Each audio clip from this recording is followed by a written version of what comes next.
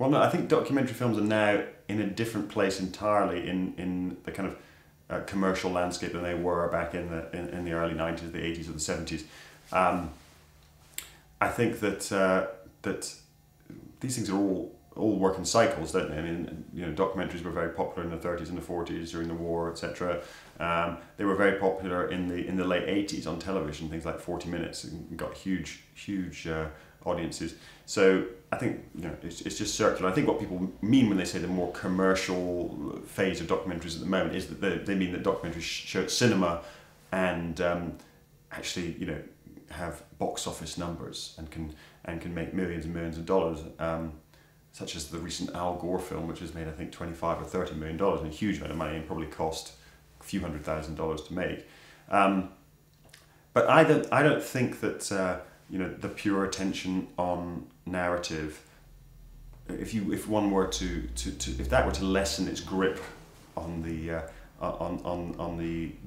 documentary, I don't think that would necessarily be a detrimental effect. I think that if you look at Al Gore's film, or if you look at a lot of the political kind of films. I mean, if you look at Fahrenheit 9/11 or Bowling for Columbine, for instance, these films don't have strong narratives necessarily. They're very thoughtful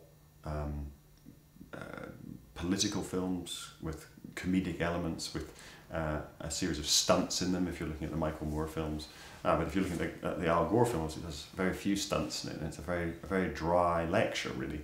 And yet people want to go and see those films because I think they want an alternative source of information. Particularly in America, they want to have something that television can't provide for them, an alternative point of view on the world, a more radical, usually a more left-wing point of view on the world than the mainstream media in America is willing to allow. So no, I think that maybe lessening the influence of narrative will allow these more political forms and maybe more lyrical forms, more slow-moving forms of documentary to come through and to take their place in commercial cinema. That's my theory, but obviously it's a great generalization.